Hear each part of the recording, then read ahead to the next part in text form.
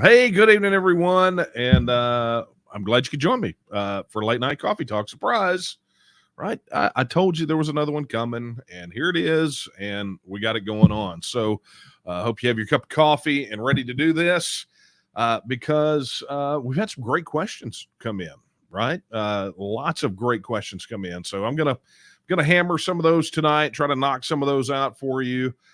But for those of you who are not aware of what's going on right here, this is Late Night Coffee Talk. I'm president of the Texas Nationalist Movement, Daniel Miller. And this is that time where I have an opportunity. I take a break. I get a cup of coffee and fire up the camera and the microphone and have a conversation with you. You guys get to ask me anything that you'd like related to TEXIT, the TNM, activism, history, if I know it, whatever you'd like, and if we can get to it, if enough people show interest in it, in the question, then we'll get to it. I wish I could stay here all night, but I can't. So you got me for the next hour. Yeah. I was just asked if I needed more coffee. I always need more coffee, but not right now because my cup would runneth over. Anyway, right now we're streaming on if you're watching us on YouTube, be sure to like and subscribe and hit that notification bell. We are on Facebook and I do believe X. Do all those things because it helps with the algorithm. And frankly, as much as they try to keep us from speaking our minds and keep us from communicating with one another, those things actually help out and help out a lot. And as you know, I mean, we always are fighting a battle to be heard. Although it's been quite interesting with all the media coverage over the last 6 to 8 months, I'm not going to lie. So anyway, you know the drill, right? If you are on either of those three platforms watching this, you can drop your question in the chat. Kara's in there, and she is going through and dropping questions in the queue so that I can review. Plus, if you would like to submit your question via email, because it's a lot easier to keep up with that, you'll see it down on the screen. Submit your questions somewhere right there. So email your questions to coffeetalk@tnm.org, right? And I've got the box open here, and I've already had a bunch of them pre-submitted. So, once that email went out today, you guys said, oh, Coffee Talk, let's ask questions. Also, a reminder, over on Tnm Social, if you guys don't know, that is the official organizing platform, online platform for the TNM. All you have to do is register your support.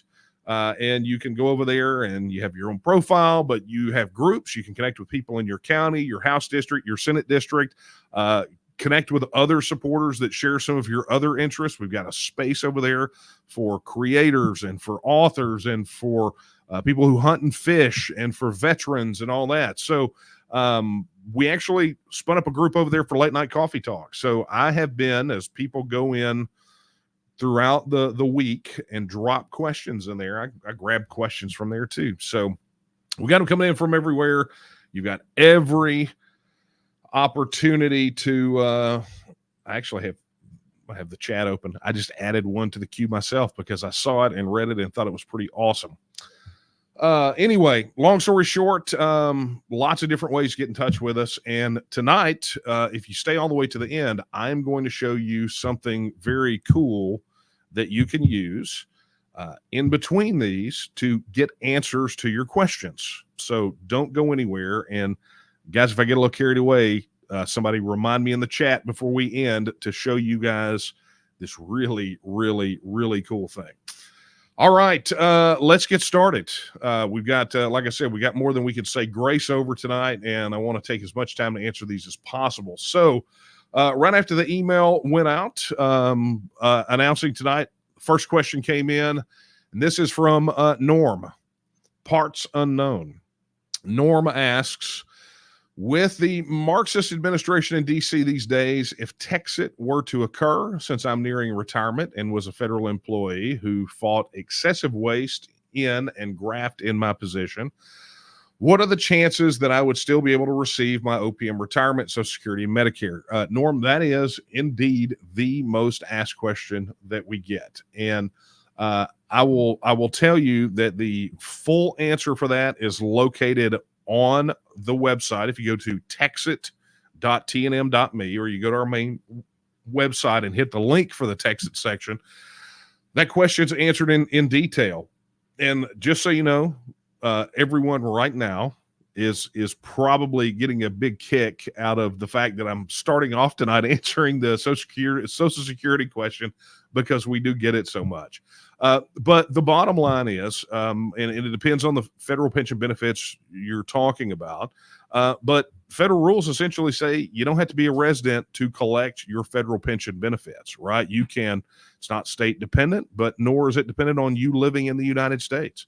How many expats do you know that have moved out of the United States? They've moved to Mexico, or moved to South America, moved to Europe, wherever it is, and they still collect their federal pension benefits. So it's residence independent, as long as you don't move to somewhere that's under banking sanctions, and AKA they can get you your money. It's there, and you can actually find out more. There's a fact sheet about it on the Social Security Administration website, and you can find one if you have VA pension or veteran pension benefits or military pension benefits. They've got a whole section on their website about that. So, but if you want the answer where we kind of deal with all of it, head over to texit.tnm.me, and we can get you that answer. Okay, this one is from Chris. Chris wants to know, he says, forget about TDS, that's Trump Derangement Syndrome. We suffer from a lot of DTD, aka delusional Texit denial here in Texas. What is the best treatment for this condition? I am not a psychiatrist. I cannot tell you.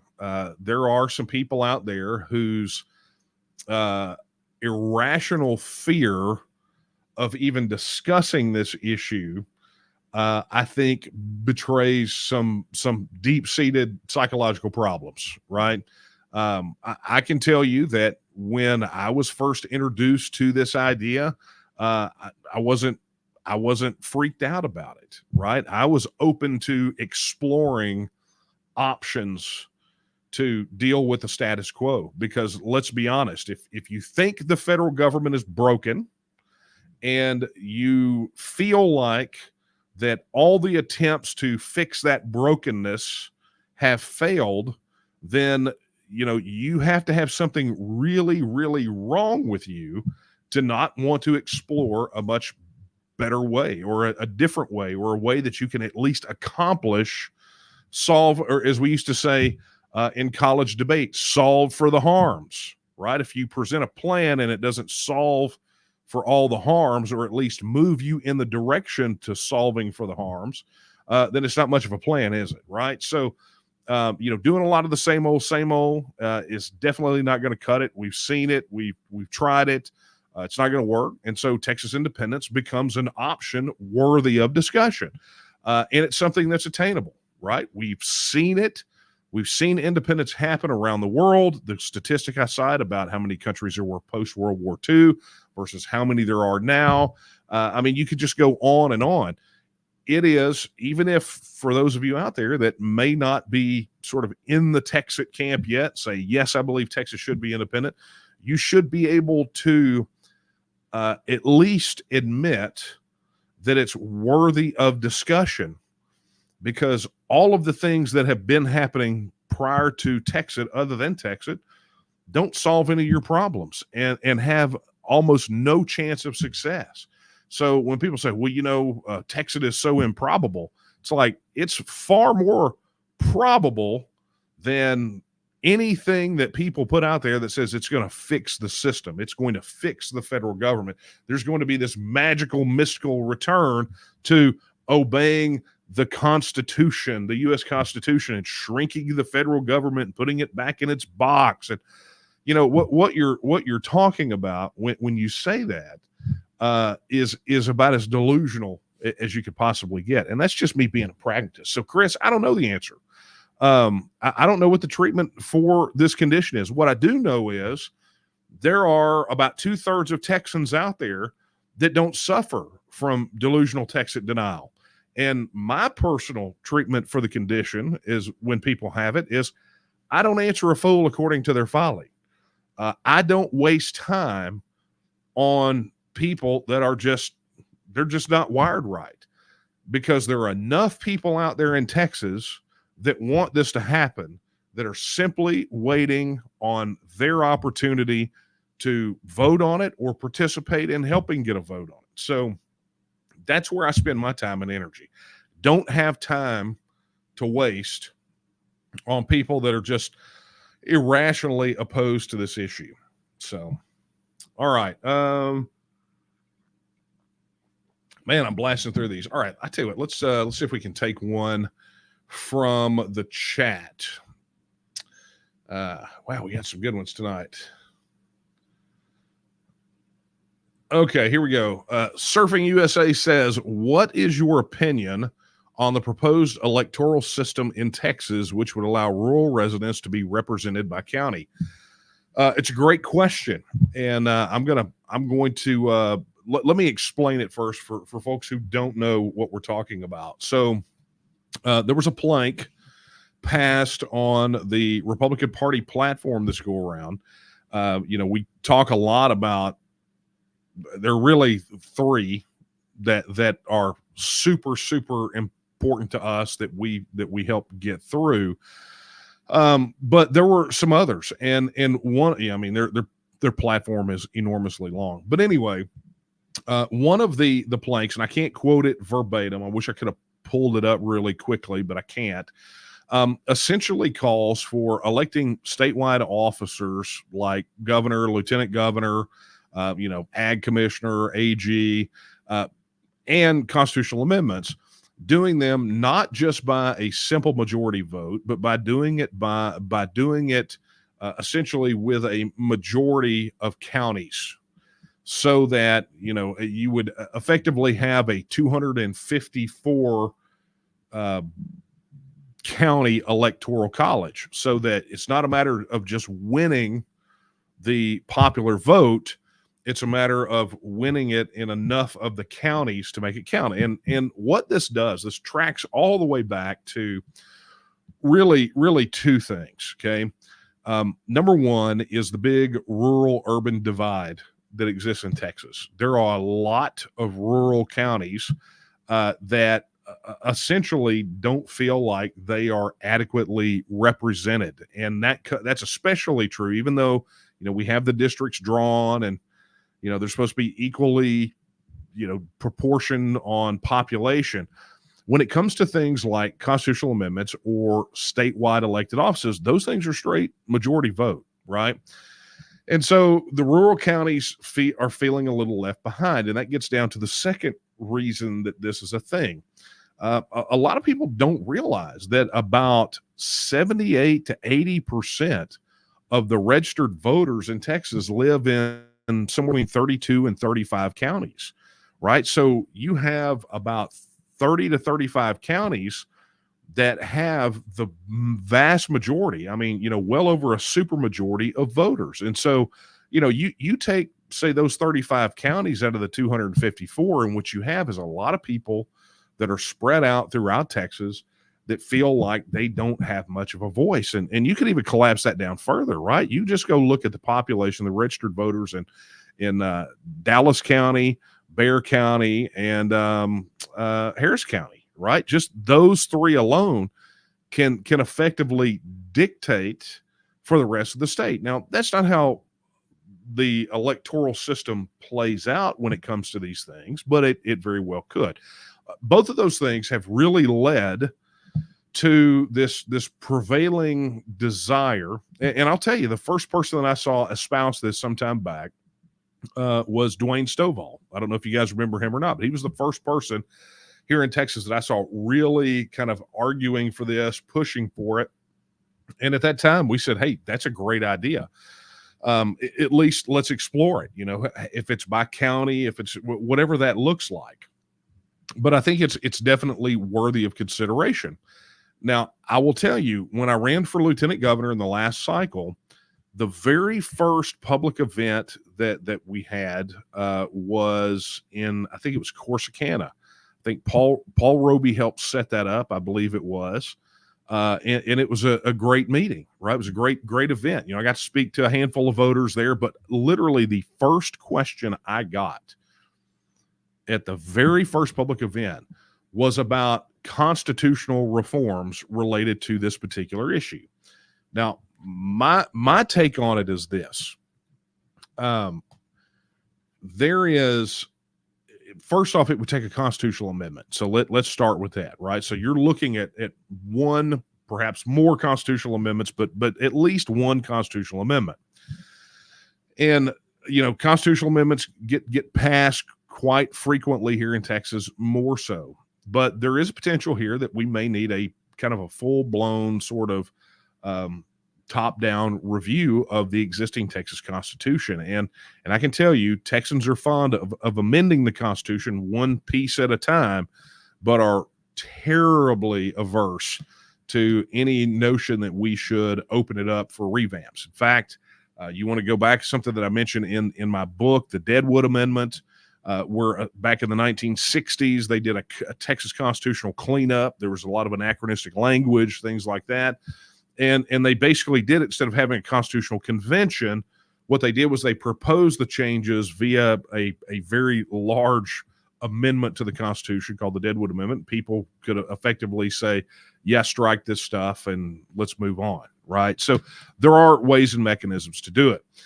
That said, I would like to hear y'all's thoughts on it. I will tell you that I see some definite pros and in this issue. I think that there are some definite benefits to it, but I have heard some people express some potential drawbacks, how they essentially thought it would put too much power in the hands of too few people, where you would have effectively a small minority, 20%, able to dictate to the other 80%. And so I have heard some criticisms of it, but by and large, I at least agree with the sentiment, and I would love to hear what you guys think. If you are watching this on YouTube, or you're watching it embedded on the TNM news site, or it's on Tnm Social, I'll be looking for all three. Let me know what you guys think about this one, because topics like this are important to discuss. So thank you for your question, sir. I appreciate that, sir or ma'am. I cannot tell because it's Surfing USA. So, all right. Tell you what, let's grab another one out of chat, and then we'll return back to the email. Man.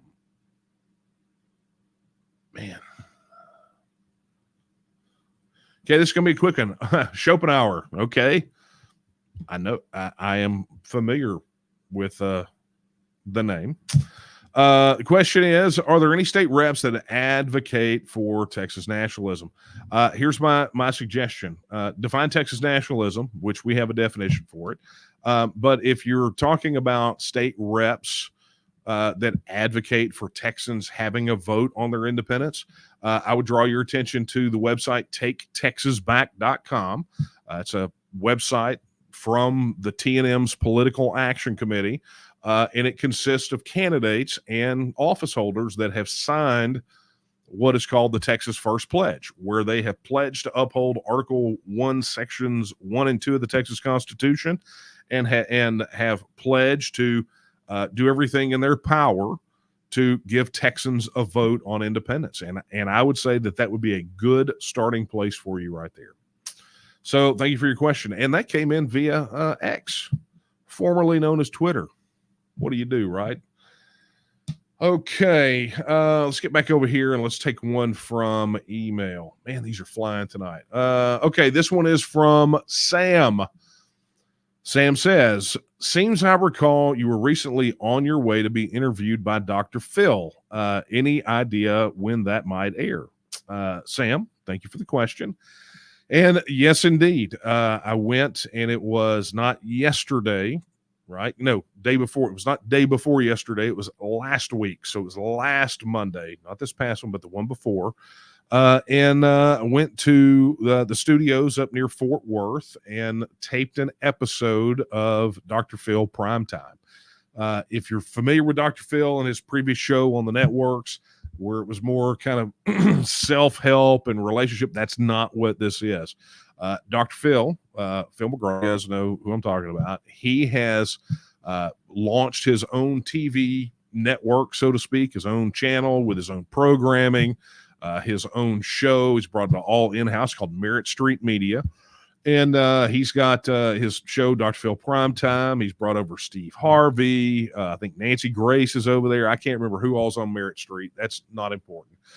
But yes, we went and filmed an episode specifically about states leaving the Union. And Dan Golvach, which if you guys don't know who Dan is, Dan, well, I'll play his video, but Dan lost his son to an illegal immigrant several years ago. And it's a horrible story, but Dan was there. Dan dropped everything he did. They wanted him there, dropped everything, and he burned it up there, and they opened the show with him. And it was just extremely powerful because he talked about how that motivated him to support TEXIT. And I got to tell you, Dan thinks I ought to be the president of an independent Texas, and I had to remind him, not my intention. My intention is to get this across the finish line and then go on vacation because I think I deserve one. But so Dan was on, I was on, Carla Garrick, which some of you may remember. I did a podcast interview with her. She is part of the Free State Project in New Hampshire and the newly launched nhexitnow.org. Go check that out.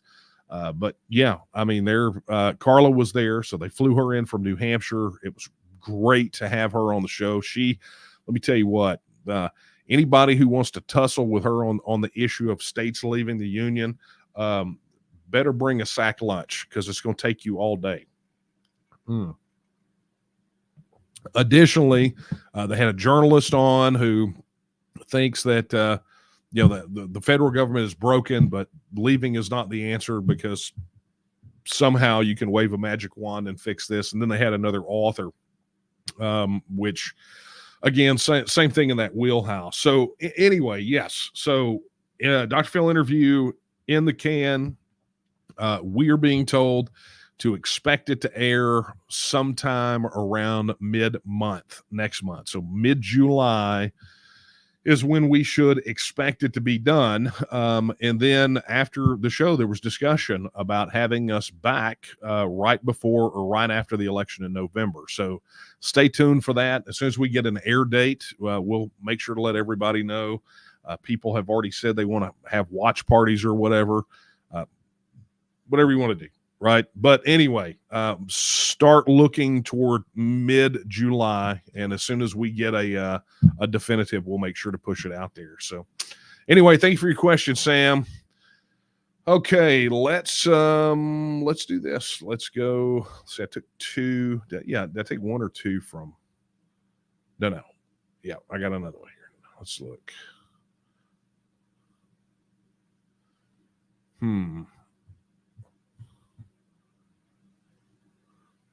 Someone asked, does this provide live captioning? If it does, it's a YouTube feature I think you can turn on. And as long as it does not have a problem with my accent, then, which it sometimes does. Trust me, I've looked at the auto-generated transcripts from these videos, and it is very clear that it does not know the Texas accent very well. Okay. Wow, some good ones. Okay, let's dovetail right into that last one. Laura asks, Daniel, who do you think would be a great first president of Texas after we leave the Union? That is a great question. I don't know the answer to that. I do know this from my observations, and I'll tell you, this is why it factors a lot into when I say that when my job is to get this thing across the finish line, but beyond that, I have no leadership aspirations whatsoever. A lot of that comes from historically looking at independence movements that have made it across the finish line.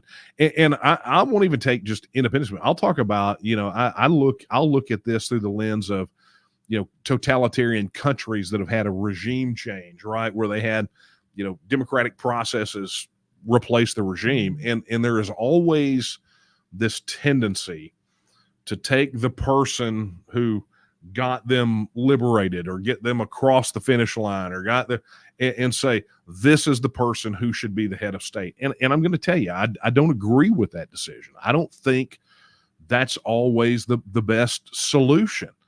As a rule of thumb, revolutionaries don't make good bureaucrats, right? And it takes a different mindset. You have to think a certain way to move this ball down the field and get it across the finish line. And that way is very different oftentimes than what it takes to run a national government. It's a very different kind of mindset. And so I don't know. I think the jury's still out on that one for me. I know it won't be me, right? I have not interested. But it could be one of y'all out there.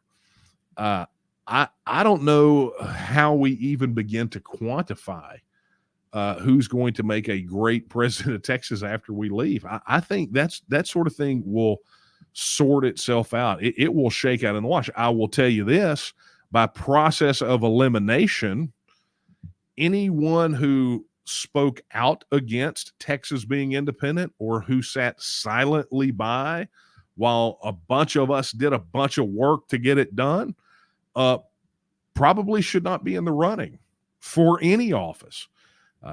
Again, I believe that's been the tragic mistake for Brexit, has been leaving anti-Brexit people in charge of anything in the British government. And, you get what you got right now, which is dysfunction, not a true Brexit.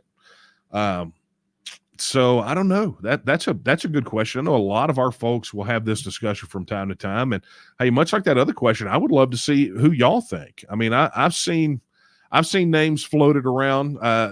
Back last cycle during the governor's race, people were flying around all the names of different candidates that were running.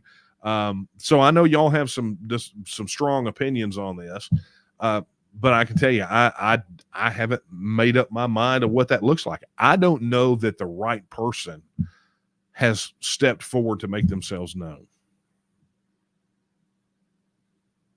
That's what I got. So anyway, Laura, great question, and thank you for that. Okay, man, you guys are getting very, very talky in the chat.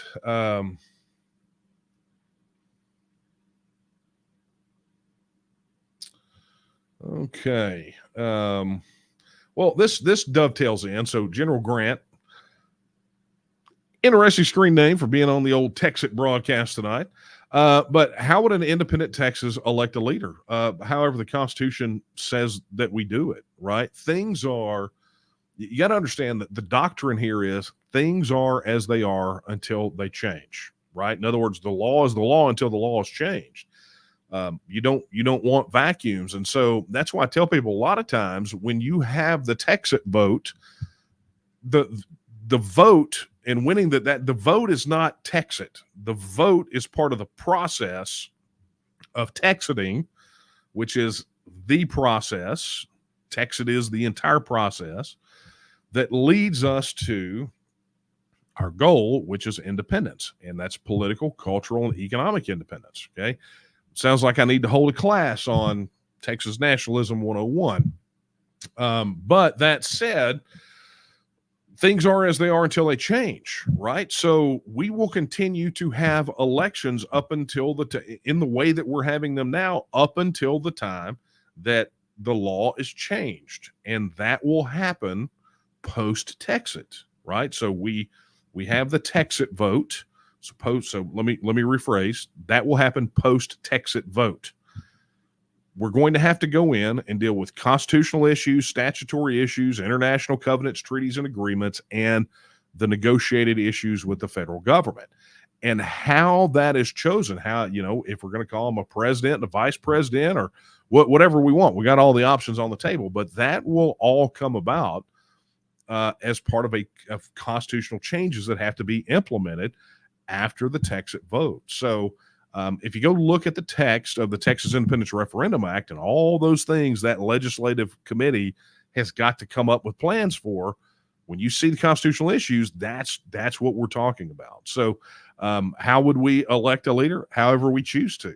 That's the beautiful part about being in control of your own destiny, is you get an opportunity as a brand new self-governing independent nation to decide how you want to do those things. But until that time that we as a people decide differently, it is as it is. Very good question. So thank you.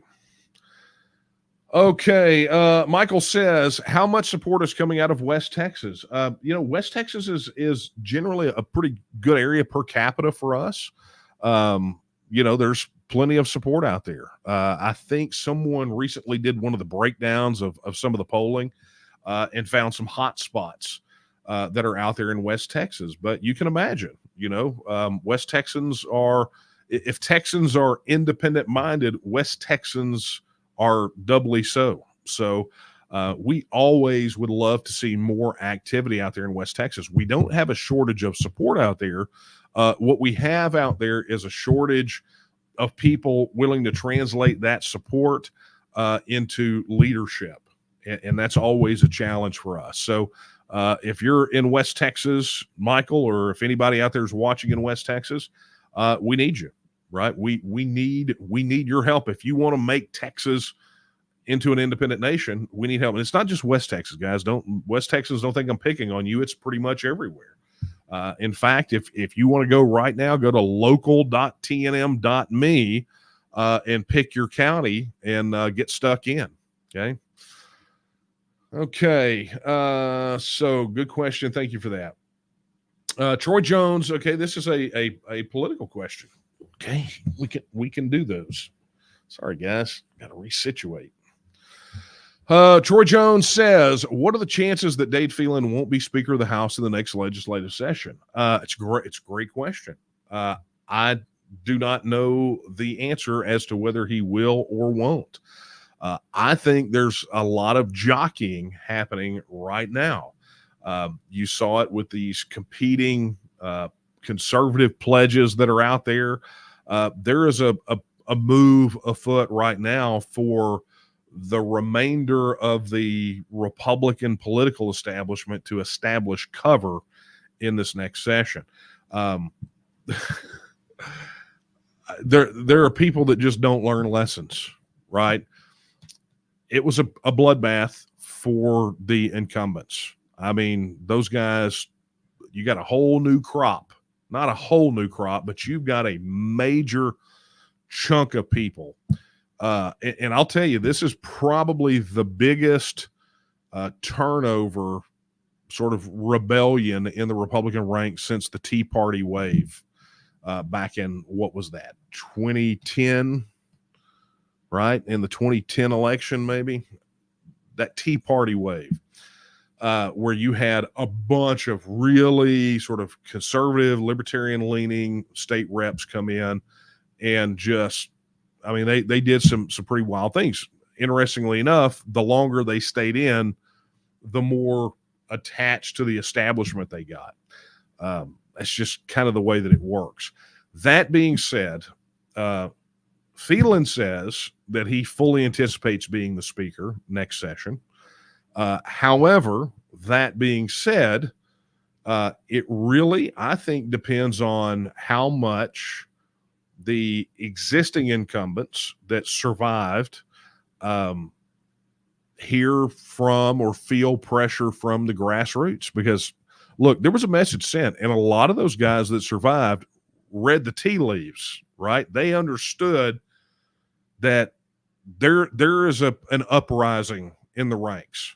And in fact, with new rule changes that have happened, the strengthening of Rule 44 by the Republican Party, the push to move to closed primaries, there's no sign of that thing going away. So Dade says that he's going to be speaker. There are some of his lieutenants, Leach and Shaheen, and some of those guys that swear up and down that, you know, he's going to be, I think a lot of those guys were actually here for his victory party / celebration the night that he won.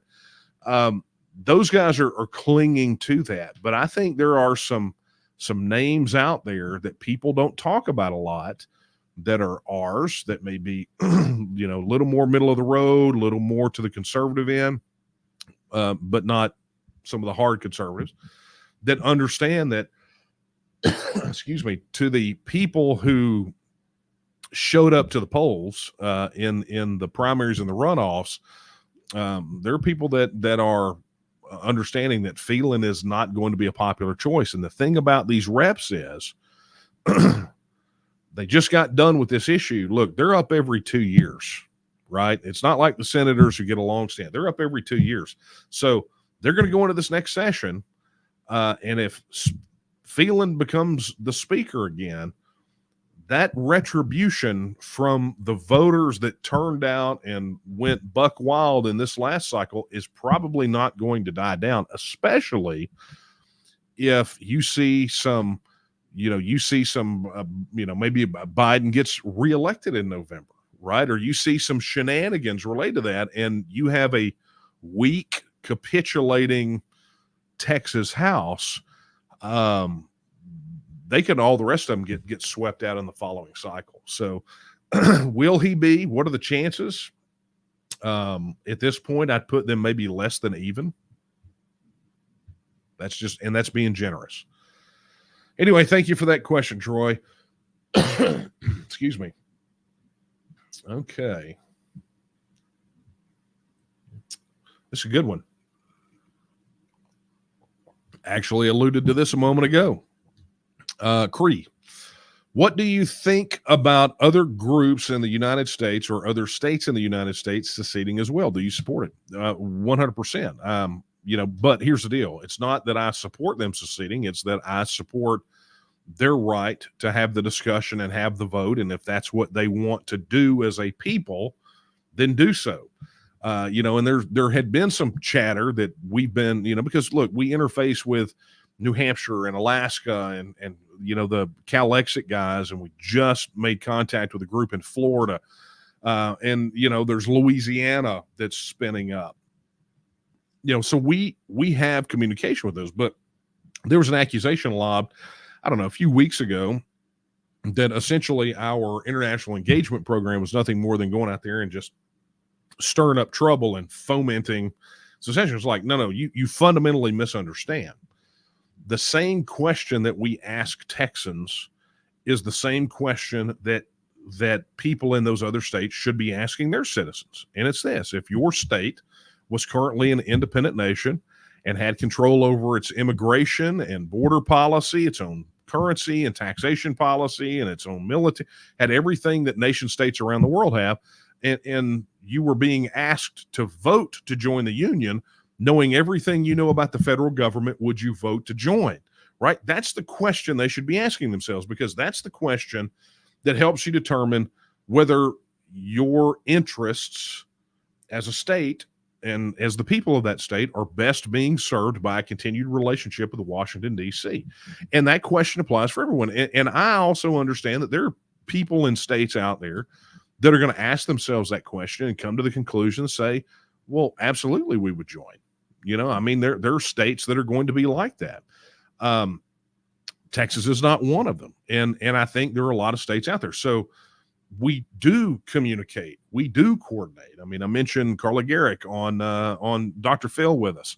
I've done conferences and online meetings with, the folks from Marcus from over at TEXIT. He came and spoke at our Texas Independent or our TEXIT conference. We've had regular communication with the folks from the Alaskan Independence Party. Nate Smith, our executive vice president, and I were on a virtual academic conference with a university in France alongside a bunch of academics, but also Bob Byrd from the Alaskan Independence Party. So that being said, do I think other states should? I think a case could be made, but I'm not the one who needs to be making that decision for them. We can help them and help their leadership kind of rationalize, what that looks like and how to debate the issue and how to organize and do those things. But ultimately, that is a decision they've got to make. No amount of, just like we don't want any of those folks, coming in and interfering in what we're doing here. It's kind of the same situation. We don't want to interfere in what they're doing. We want to encourage them, help them when we can, but ultimately it's about helping them organize and ask the question in the right way so that their people can vote and make a determination what's best for them. So I know that seems like a bit of a nuanced answer, but I tell you, there is a very big difference between do we support them leaving and do we support them having a choice to leave if they want to. So anyway, thank you for that question. All right, where are we on time here? 8:41. Okay.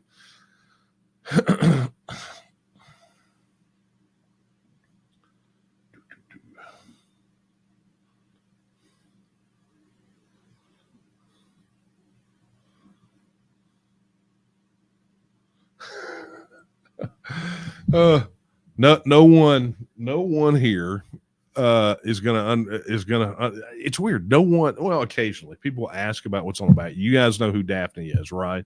Chief of Staff. She wants to see the Texian statue on the desk behind me close up. The answer is no, you cannot. But after this, I will take a picture of it and I will post it on Tnm Social and I'll send it to you. So, but if you guys don't know what this is somebody, that statue back there. Oh, there it is. That statue back there. And what that is a small representation of the Texian statue at the Texas Flag Park in Montgomery. And Montgomery, birthplace of the Texas flag. It is there's if you've ever been, there's this massive bronze of that. And so many years ago, the TNM commissioned Craig Campobella, the guy who actually designed the Texian statue and that big one out in Montgomery, to excuse me, commission him to make smaller versions of it and to help us raise funds. And I think that there is perhaps other than this one and the ones that people do, I think there is one that is available. And these are all, the interesting thing about these statues is they all have the name of a Texas Revolution hero on them.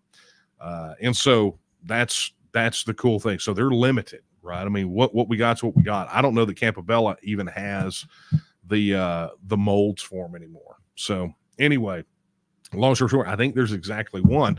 And if someone out there would like to make a contribution and get that one, I'm pretty sure that Daphne is your person to talk to. So, but I will take a picture. I'm not going to go get it right now. But nice try.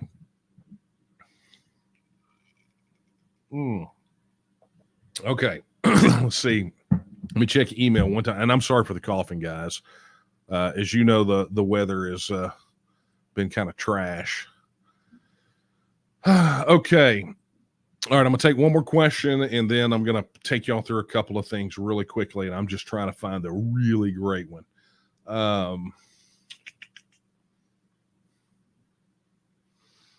Trying to be balanced where I'm taking them from, right?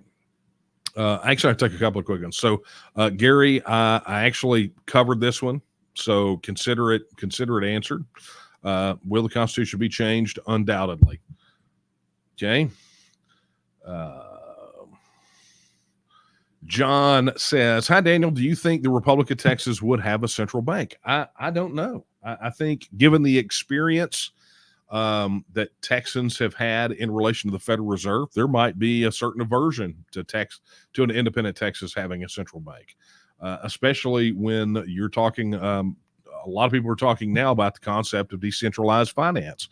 We're moving on into a new paradigm where having a central bank seems less and less of a necessity in the minds of people who believe that it did. So I can't tell you the answer to that, but I can tell you that Texans are in growing numbers that are aware of such things, seem to have an aversion to central bank, especially of the Federal Reserve variety. So good question.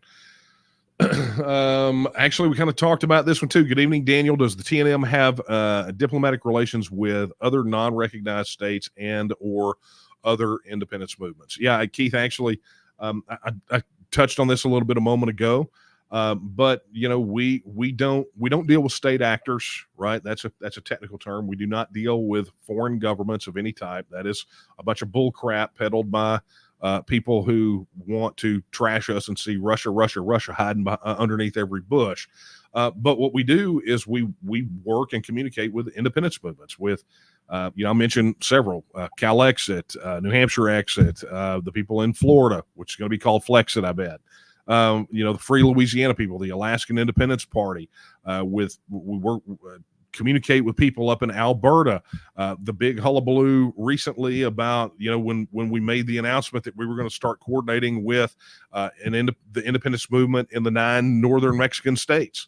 The media said we were full of crap until they had to go back and correct themselves, since we literally had their leader on a webinar that we did. That's literally, it's on YouTube, right? If you go look at the live tab on our videos, it's there. It's a webinar called Global Exit. We dealt MSPI, the Sao Paulistas in Brazil. There's the list goes on and on. But you see the point here is we deal with independence movements, right? Because that's who we can learn from, and that's who we can help the best. And we all benefit from that exchange of information. And we may have very different views on sort of minute policy issues. We don't deal with Marxists, okay? So get that out of your head. And we don't deal with totalitarians or authoritarians. And, it's just not what we do. But what we can do is we can agree around the core issue of self-determination. Whether a people in a state has a fundamental right to have their own government, to be self-governing.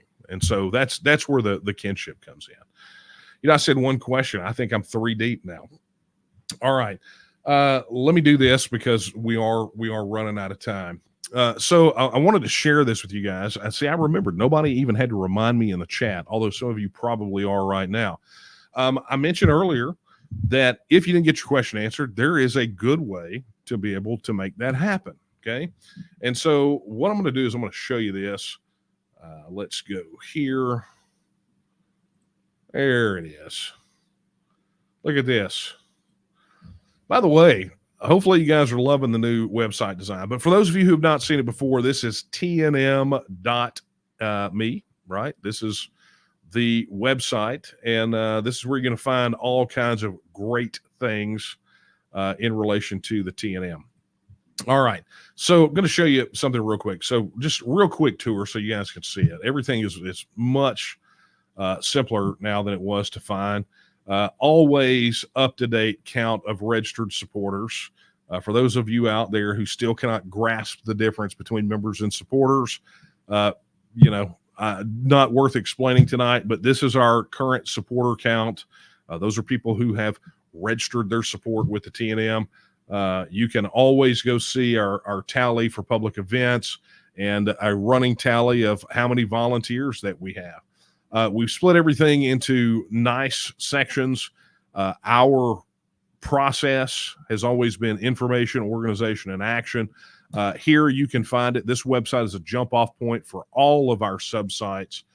So you want to go find out more about the TNM and our leadership. If you want your questions answered about TEXIT, this is what I was referring to earlier.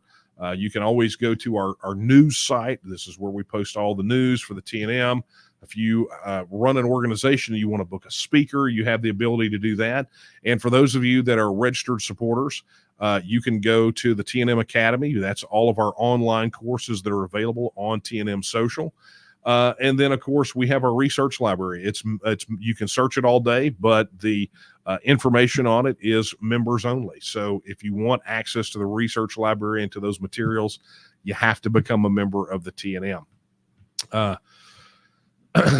That said, we have all the links over here for how to get organized, right? So our organization part of what we do, the aforementioned TNM Social, which is our primary online organizing tool, which also has this handy mobile app, right? So you want to make sure you download the app for your supporter. You can access all of our meetings and events. This is the thing I mentioned earlier about connecting locally, where you go there, you check out your county. And of course, if you did not get the memo, the TNM is launching a business directory. So if you are a pro TEXIT, pro independence business owner, be sure to head over there and submit right now. We're taking submissions for the directory, and as soon as we get to the requisite number, we will be launching that directory. So it's imminent. Additionally, if you want to take action, right? If you're like, hey, I got all the information, I know how to get organized, I want to take action. Well, here's what you do. You go to the action. You go register your support if you haven't done it yet. You can become a member, like I mentioned a moment ago, and get those perks. If you wanted to make a donation, you go to our online giving portal where you can manage all of the things related to your donation, or you can come over here and become a volunteer, right? All the way. So everything is very well laid out, and you obviously can get directly to events or to the TNM store where you can get your TNM branded swag. But here's the thing.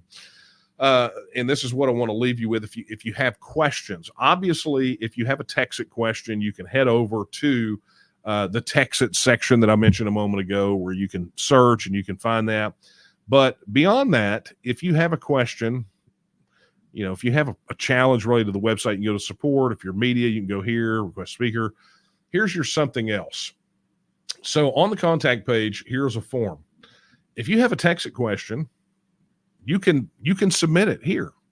You can go in here and submit your TEXIT question, your question about TNM, and get an answer. And I would encourage you, if you have a question about this outside of our late night coffee talk adventures, head over there and search. Go to the TEXIT section if it's a TEXIT question. Search for the answer there. But if you're stumped, don't hesitate to reach out to us. We're always developing tools and resources and information to help dispel some of the rumors that circulate, or some of the misinformation that gets out there. And I will tell you, a lot of the questions that came in tonight, I could go plug one of those bad boys in and get an answer, Ricky Tech. So you're going to want to do that. And look, I'm sorry, we have an hour-ish together, and I would love to get to all the questions. Unfortunately, there's just not enough time. That said, let me do this. I will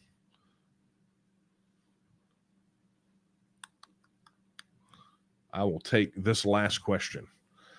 Who are the best constitutional scholars that argue for the constitutional case for legal secession? There are a lot. And the reason I took this question that came in at the tail end is I had an interesting conversation today with an academic and a friend who spoke at a TEXIT conference for us back in 2013 or 14. He spoke there. It was at Washington on the Brazos. He is a West Point graduate, got his graduate degree at Oxford, wound up going back to West Point to teach constitutional law, constitutional history. And one of the presentations he gave there was just stunning on exactly the thing you're talking about. He calls me today. We have a call scheduled, and we have a project now as a result of that conversation that is going to scratch the itch for many of you out there who have wanted all of the information from academics on the issues of TEXIT and secession and self-determination, all in one place. So I did that to say, I have plenty. We don't have time to get into all of them, but the TNM is going to work together to get this itch scratched in a very big way. So let's just leave it there, and I will tell you to stay tuned. Okay, folks, that is going to be a wrap for tonight. Let me remind you, as you saw those links earlier on tnm.me, if you are watching this or listening to this, however that may be, and you still have not pledged your support or registered your support for the TNM, head over to tnm.me/vote, or as you saw, you can just go to tnm.me, the main page now, where the form is located. Register your support today. When you do so, we will create a side account for you. You'll get access to TNM Social, all kinds of tools, the TNM Academy. You get all kinds of things. But in addition to that, if you would like to become a member, you can indicate that there when you register your support. And there you get access to all the things when you register your support, plus a whole bunch of more perks, right? Like a bunch of ebooks and things of that nature, access to the research library, access to comment on TNM news. I mean, there's tons of things. Plus, one of the reasons that, let me just go ahead and take this off.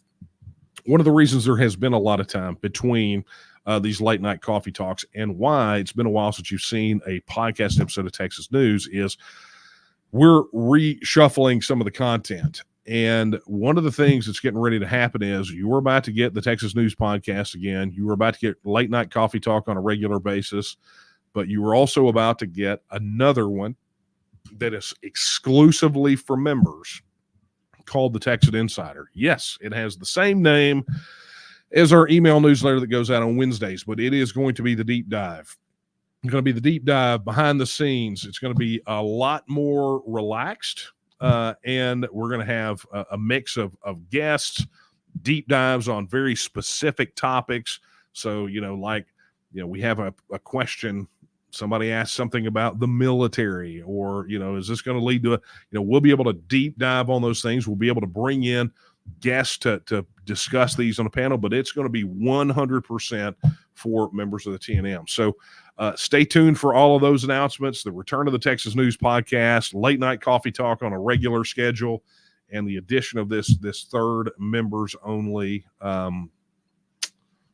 podcast show, whatever you want to call it. We got a lot. I mean, there's a lot happening, folks. All right. Back to where I was. Let's see here. Yeah. I think we're good. I think we're good. All right, my friends. That, like I said, that is going to be a wrap for late night coffee talk. Man, I did a lot more talk than I did coffee, as you can tell, right? But anyway, look, I appreciate every single one of you guys, particularly for all of the well wishes. Anytime I go a period of time without doing one of these, people always reach out to make sure everything is copacetic. And it is. We're just busy. Remember, late night coffee talk is set up to be for me to take a break. And I'll tell you, breaks have been few and far between lately. With all the work that you guys have seen there, it's just been win after win after win after win. And that breeds work. Success breeds more work because there's an expectation that comes. So when you have some success, there's an expectation that will always be the level of performance. And so, we try to make sure that we can do that. We're trying to deliver. That's why we're always asking for volunteers. That's why we're always asking for contributions. People say, you guys ask for money too much. It's like, no, we don't. We get criticized all the time from people who say we don't ask for contributions enough. We had somebody take a look at our fundraising program. They said, man, I can't believe you guys don't ask more often than this. So, well, that's because, we're not a politician running for office right now. For all of our programs, everything we do in the TNM, we firmly believe that people will fund what they believe in. And so if you believe that you want this thing to happen, then I believe in you, and I believe in your ability to see that need and meet that need.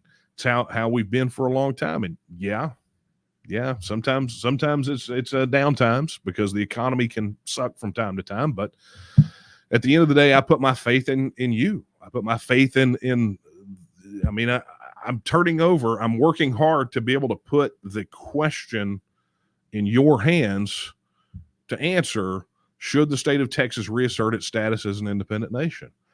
So that must mean that I have a lot of faith in your decision-making abilities, and I have a lot of your faith in doing what's right to help all of us get there. Because at the end of the day, somebody like me, I'm a lot closer to my last sandwich than my first one. Many of you out there are going to be able to experience this probably far longer than I will. But that being said, you're up. Teamwork makes the dream work, right? Okay, friends, I'm going to leave you with the words I leave you with every time we're together. They're not my words. They're the words of Sam Houston. when he said that Texas will again lift its head and stand among the nations. I believe that time is now, and the question is, will you stand with her? Good night, everyone.